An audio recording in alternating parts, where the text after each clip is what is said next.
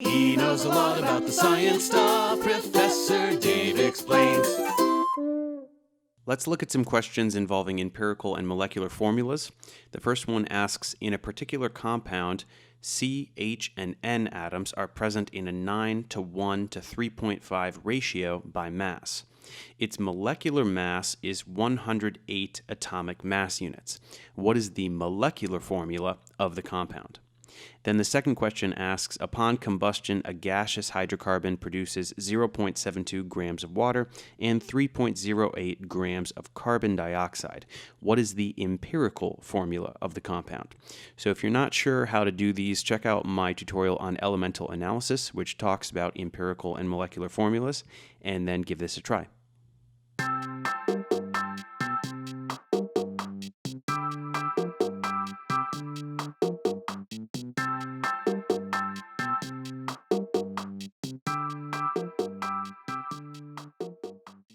So for this first question, we see that we have carbon, hydrogen, and nitrogen atoms present in a 9:1 to 3.5 ratio by mass. So we need to take this information regarding mass and turn it into information regarding moles, because moles are numbers of atoms, and we need to know about the numbers of atoms of each element in the molecule.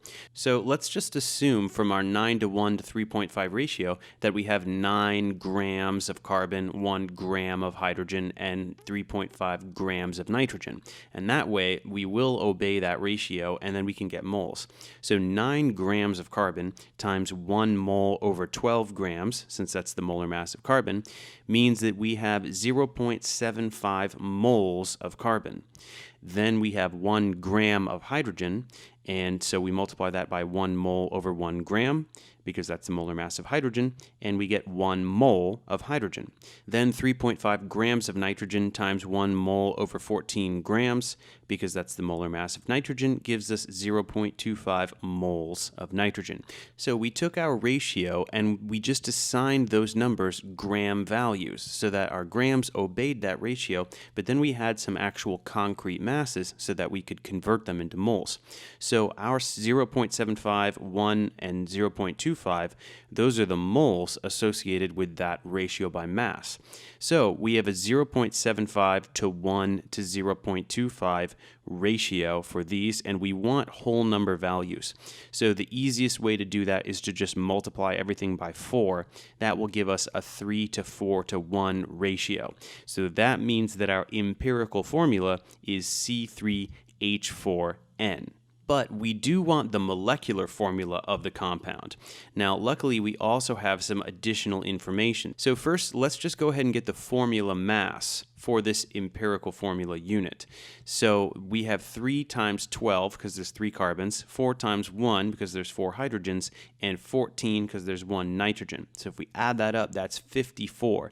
So this empirical formula unit has a molar mass of 54, and the whole thing must have a mass of 108. So 108 divided by 54 is 2. That means we need 2 of these empirical formula units to get the actual molecular formula, which represents the actual number of atoms of each element in the compound rather than just the ratio. Remember, the empirical formula is just the lowest whole number ratio. It doesn't mean that's the actual number of atoms of each element in the molecule. So all we have to do is multiply everything by 2, because twice 54 will get us to 108, which is the actual molecular mass, and that leaves us with C6H8N2. So that is the molecular formula we're looking for here. Now, let's look at this second one. We're going to perform some combustion on an unknown hydrocarbon, right? We don't know what it is. It's just a gaseous hydrocarbon, and then we get some masses of water and carbon dioxide. That's the data we're working with. So we have an unknown hydrocarbon. Let's call it CXHY, because we don't know those numbers. We don't know how many carbons and how many hydrogens are in the molecule. But what we do know is that all of that carbon, right, CX, however many carbon atoms are in there, that all ends up being in carbon dioxide, right? Once this combusts, the hydrocarbon is gone. All that's left is carbon dioxide and water. So all of the carbon in the hydrocarbon must have ended up in carbon dioxide. And all of the hydrogen atoms must have ended up in in water molecules. So that's what we know we're doing here. Now let's think critically here. So we know that carbon dioxide is 44 grams per mole. Now 12 grams of that is from that carbon atom and 32 grams of that is from those two oxygen atoms. So if we take 12 and we divide by the total, 44, we get that carbon dioxide is 27.3% carbon by mass. And that's important because the carbon is what we're concerned with, because the carbon from carbon dioxide came from the carbon in the hydrocarbon. Now let's do the same for water. That has a molar mass of 18 grams per mole, and 2 grams of that comes from hydrogen, and 16 grams of that comes from oxygen. So 2 divided by 18 means that water is 11.1% hydrogen by mass. So we have the percentages here for the elements that we're concerned with, right? We don't care about oxygen. That just came from oxygen in the air while we were combusting.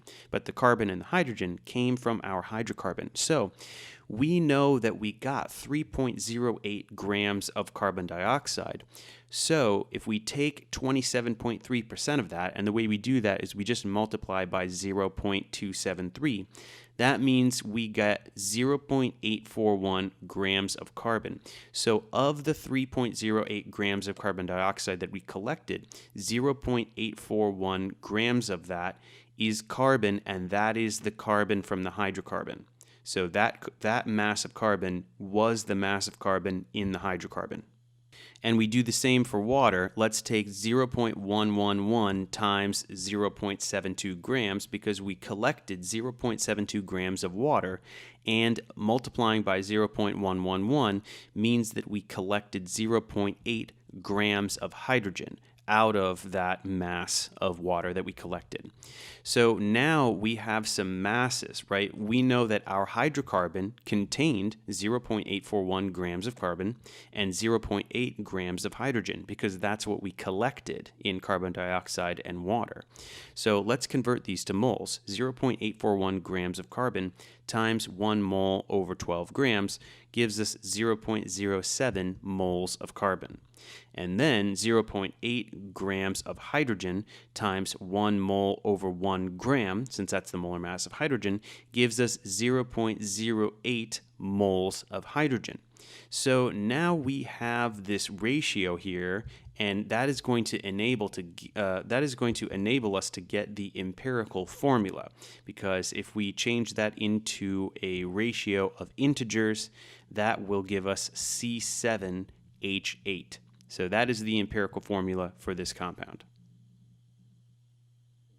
Thanks for watching, guys. Subscribe to my channel for more tutorials. Support me on Patreon so I can keep making content. And as always, feel free to email me, ProfessorDaveExplains@gmail.com.